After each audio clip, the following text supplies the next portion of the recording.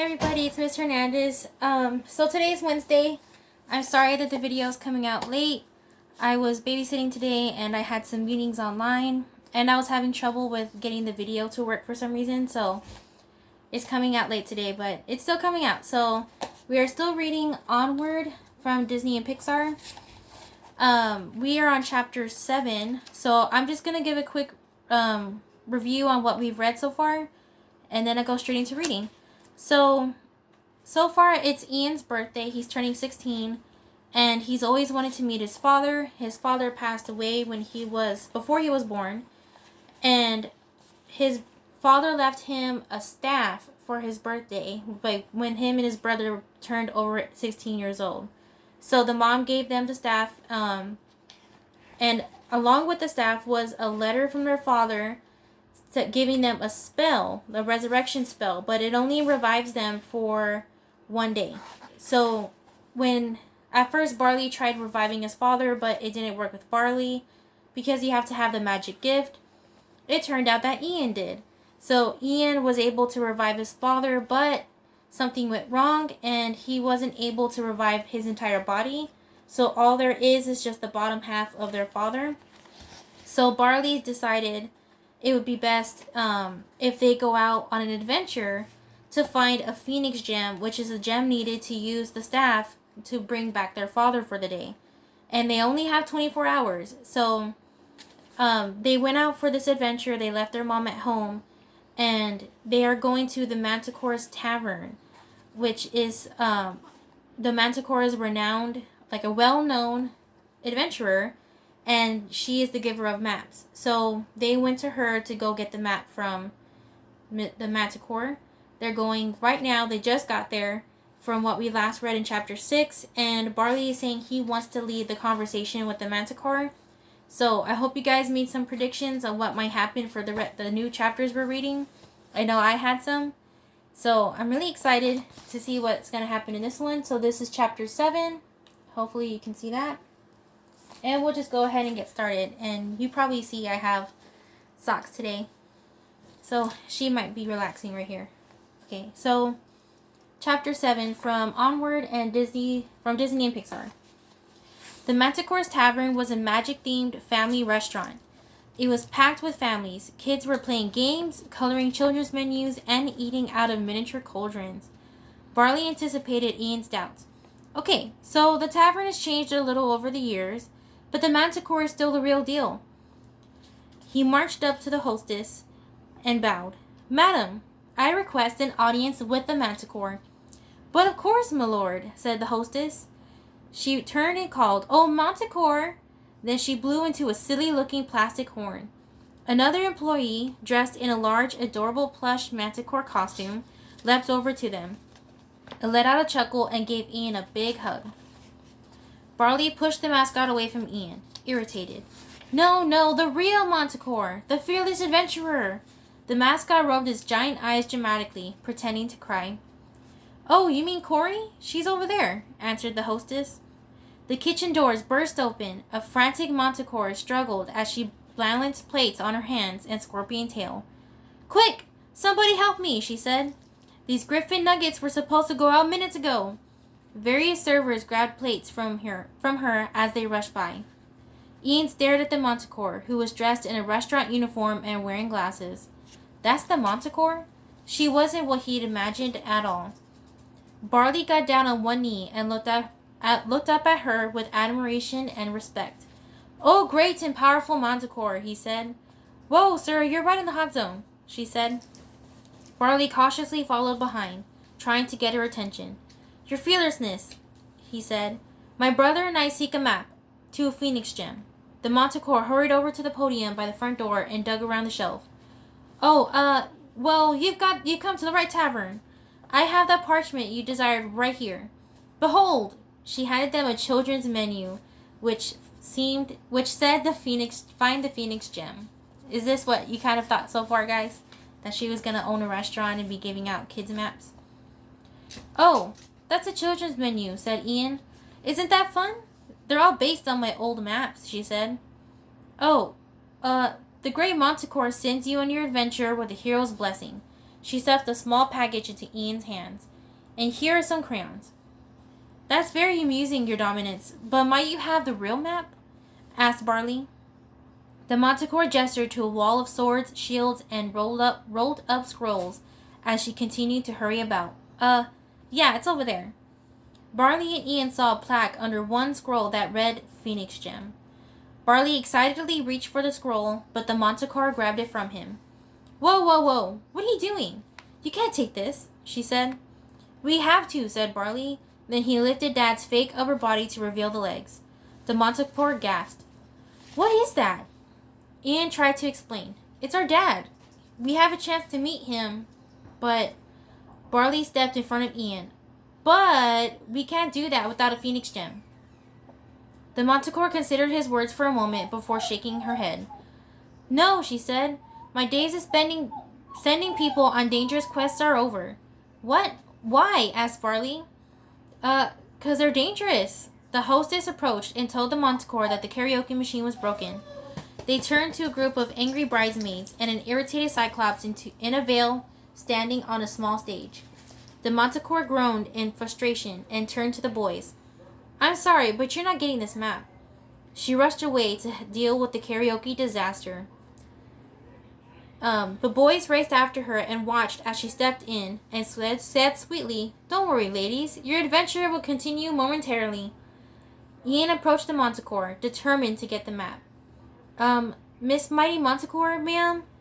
What are you doing? Barley said through gritted teeth. Kid, this is not a good time, said the Manticore.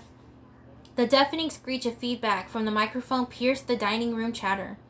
I'm giving this place a 1-star review, shouted one of the bridesmaids. It's just, I never met my dad, and, said Ian, still trying to reason with the Manticore. Look, I'm sorry about that, but if you get hurt on one of my quests, guess who gets sued and loses her tavern? I can't take that kind of risk.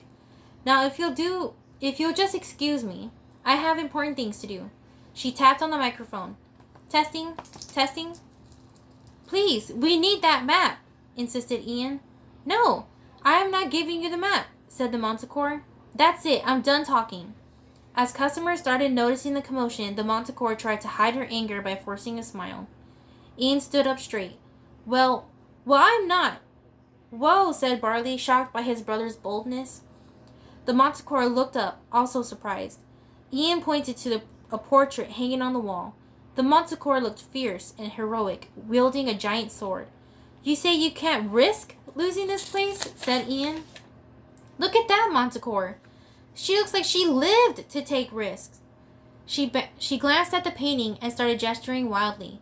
That Manticore didn't have adventures to look out for. She didn't have payroll to cover. She could just fly out the door whenever she wanted and slay a magma beast. One of the angry bridesmaids walked up to the Manticore with her hands on her hips.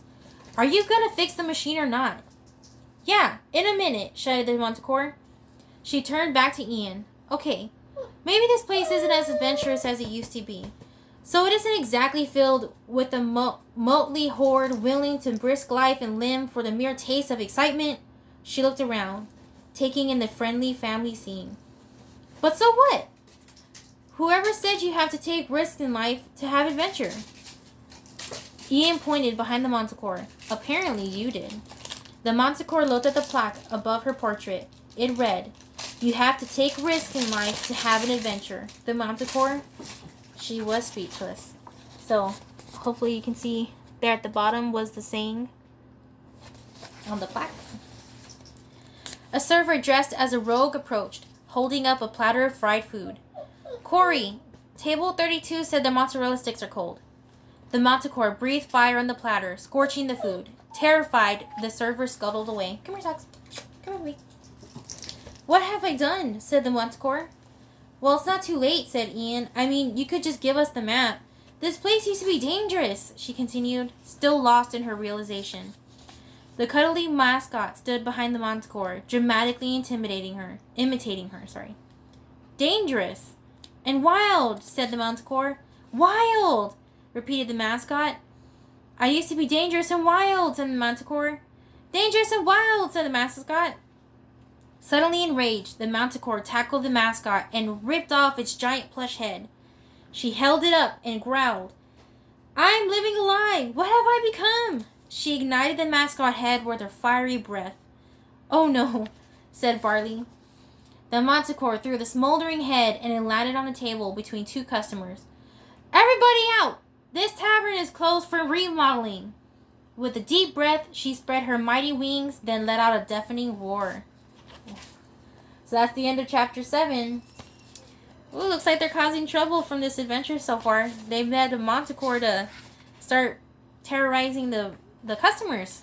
What do you think is going to happen in chapter 8, which you're about to start right now? Start thinking about what you think it's going to be about.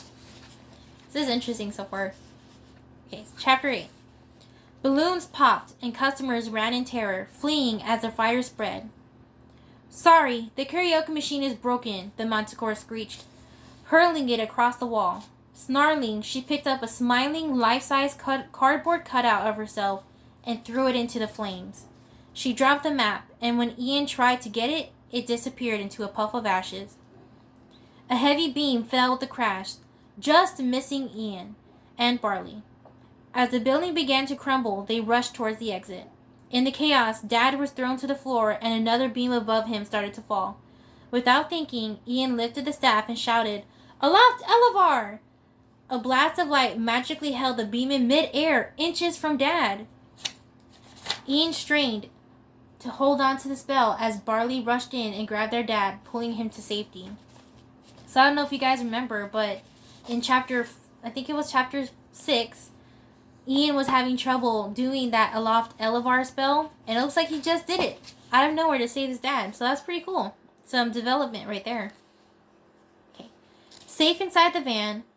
We skipped this part. Ian released the spell, and the beam crashed to the floor. They hurried out the burning tavern with Barley carrying Dad over his shoulders. Safe inside the van, Barley pulled away from the building and headed down the road. He let out a relieved laugh. That was unbelievable. You were just like... He made some magical sound effects. Pew, pew, pew.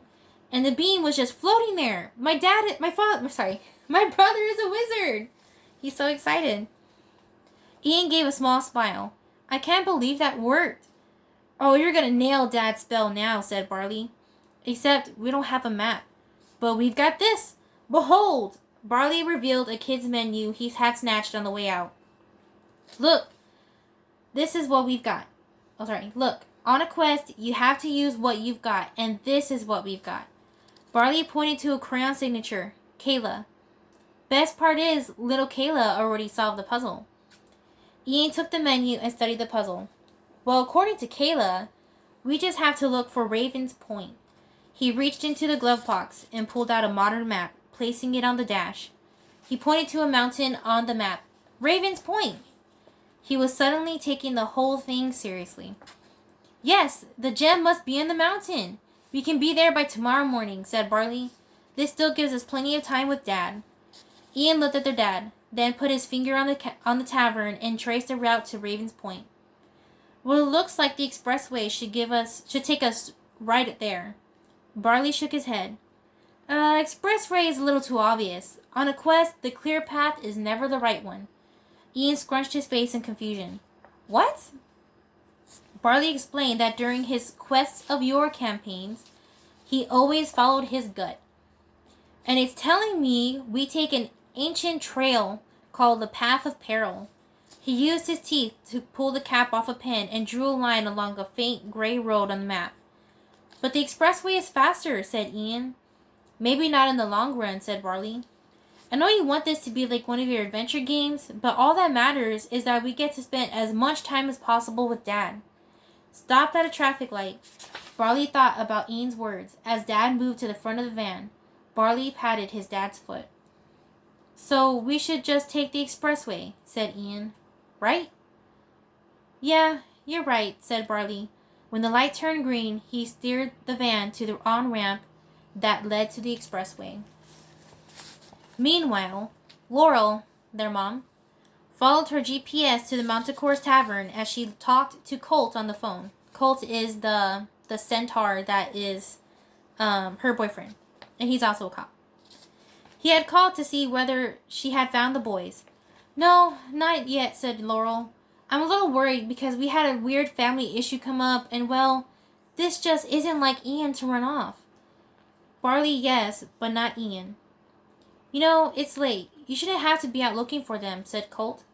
I know, it's silly. I'm sure they're both probably on fire, Laurel said as she rounded the corner and saw the Manticore's tavern in flames.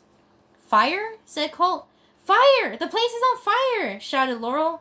My boys, I gotta go! She quickly hung up. Bright lights flashed as firefighters battled the roaring flames.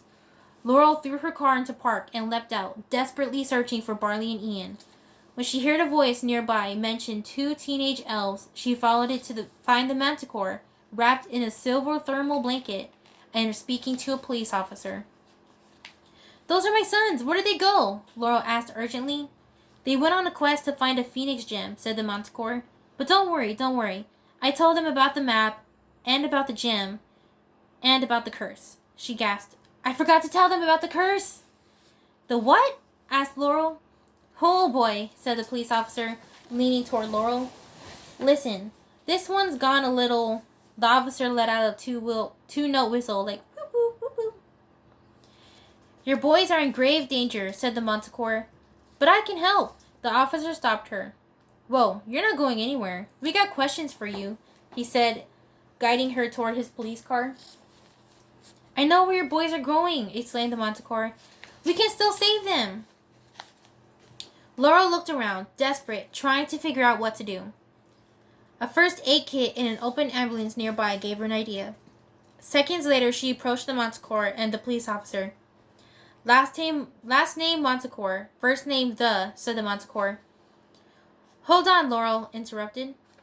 She turned to the police officer. You're right, she has gone cuckoo, whistled the officer. It's no wonder with a wound like that, she pointed to a small scrape on the Manticore's leg. That's just a scratch, said the officer. Laurel pulled out the Quest of Yore card about the Manticore and waved it around like it was an official document. Oh, I'm sorry. Are you an expert on minotaurs? Manticores, the Manticore corrected her. Manticores? Repeated Laurel. Well, no, said the officer. Well, then you wouldn't know that when their blood is exposed to air, it makes them go bonkers, said Laurel. I don't think that's true, said the Manticore. Laurel pointed at her. See? She's already losing her grips on reality. Fully embracing her improvised role, Laurel stepped up to the officer. So why don't you let me save her life before it costs you yours? The officer reluctantly agreed. Thank you, said Laurel. Can we have a little privacy here, please? He stepped behind the police car, but listened as Laurel said, Just lie back. That's good. Just don't take too long back there, okay? Said the officer. Hey, you hear me?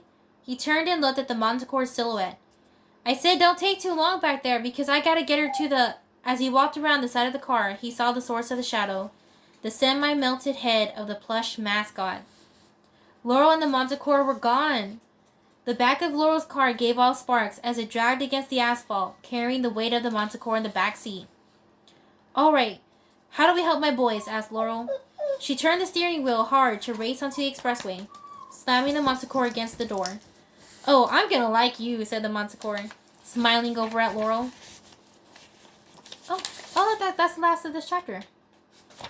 Let's see, next is chapter 9. So, looks like we finished the chapter for today, guys. Chapter 7 and 8. So, it seems like the adventure is getting pretty interesting. They now have a kind of map to help them get to where the Phoenix Gem is at. And Laurel is straight behind them, with the Manticore trying to save them. And it's interesting, they mentioned a curse. So what do you think that curse is going to be? Like, what do you think is going to happen with that? So, hopefully you guys make some predictions about that soon. I hope you guys are excited for the next chapters. Instead of reading 2 for the next video, I'll be reading 3 chapters. And for the rest of the time, we're reading this book. So, the videos will be longer from now on. But still, because I feel like it's better to have more chapters than just 2. So, we'll try doing 3 and see how that works out. So, if you guys like the videos, go ahead and keep watching them. I hope you appreciate this book, Onward, from Disney and Pixar. I love it so far. Hopefully you guys too. And looks like we'll be seeing some pictures not that far from now. But yeah, so far there's no pictures just yet. But I'll show you them when we get there. So you guys stay safe. I will see you on Friday. Take care and have an awesome tomorrow.